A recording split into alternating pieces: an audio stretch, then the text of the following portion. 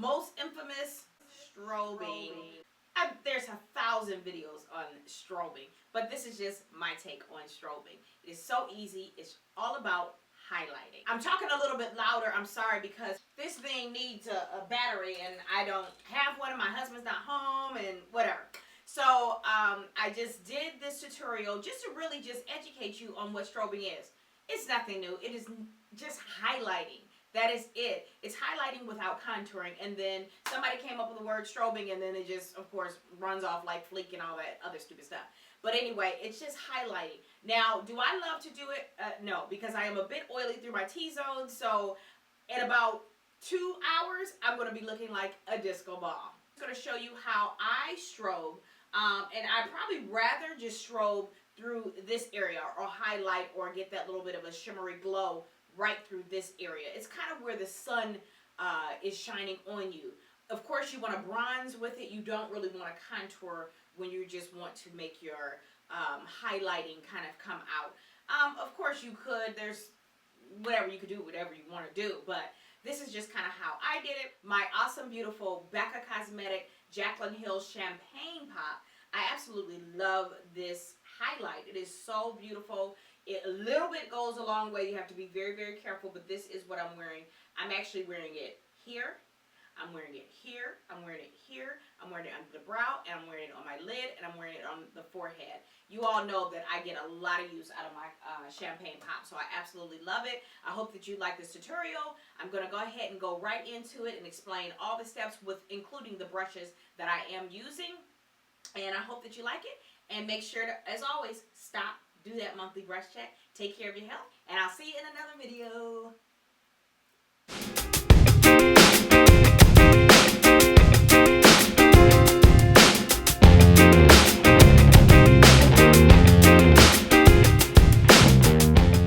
Okay, so I've already done my eyebrows, my eyeshadow, my lashes, my liner, as you can see. I also put a little orange corrector right underneath the eye, as you can see. And I've moisturized my face with the Aveda moisturizer. And now this is the Laura Mercier primer. It's the Radiance primer. And I really like this because it has like an undertone to me of a little bit of gold. So it's really good for us darker skinned girls or women of color. Because MAC has one, it's not really a primer, it's a strobing cream, and it's just way too pinky and it causes the skin to kind of look gray. So really what I'm doing with this is I actually put on a little bit too much. A little bit of this goes a long way, but I'm putting it in the areas that I am going to highlight or strobe, and then just kind of patting my cheeks.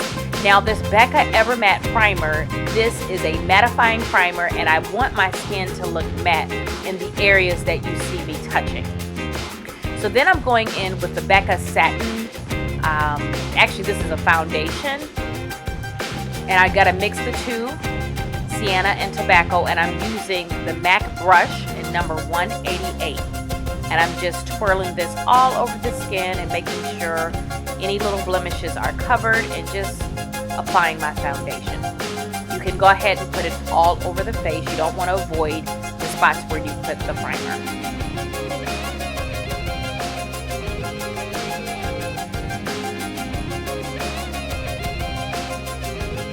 After I have that the way that I want, I'm going in with my concealer, Cafe Cafe. This is by Maybelline, and I'm going to be just putting this on with my damp beauty blender. Now I'm going in with the Nars concealer in medium dark because it's a little bit lighter than the Cafe Cafe, and I'm putting that underneath my eye and down the center of my nose.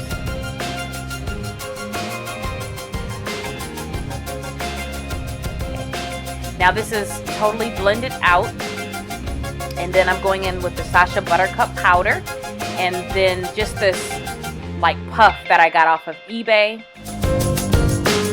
It came like 5 in a pack for like $5. They're very easy to find. And now this is my MAC Redefined Deeper Bronze Bronzer, and I'm going to just be putting this on my skin with a MAC 138 brush in a 3 formation or backwards E, whatever way you want to describe it. And not really creating a contour, just warming up the skin. This actually is what I'm using as my blush as well. Now, what am I going to use? You already know. Yes, yes, my Becca Champagne Pop. Yes, yes, yes. I absolutely love this highlighter. And I'm using a MAC 138 brush, I think it is. I had it listed. It could be the 184, but it's a fan brush, and I'm using this type of brush because you want to be so careful with these Becca highlighters because they are so pigmented, and a little bit goes a long way. And this type of brush kind of just helps to really blend it. And make sure you stay tuned towards the end of the video. I'm going to show you my skin after quite a few hours, because my skin is very oily in the T-zone, and I put that mattifier in my T-zone, not on the center of my nose, but just in certain areas. And then I'm taking this 224 brush from MAC, and I am also putting that highlighter underneath the brow.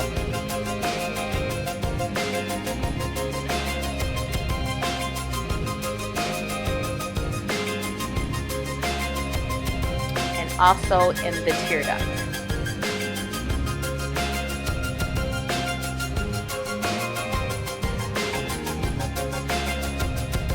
Then on the Cupid's bow.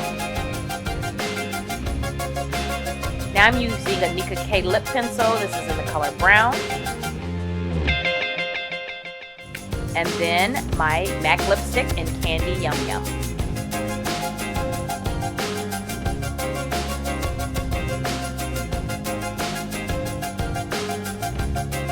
Now Candy Yum Yum is a bit matte, so I wanted to put a little bit of Angel lip glass right in the center of the lip, just to go on with the shine that's on the face. And this is the look. And make sure again to stay tuned. I'm going to show you my skin after a while. And of course you want to set everything with the MAC Fix Plus spray or whatever setting spray you have.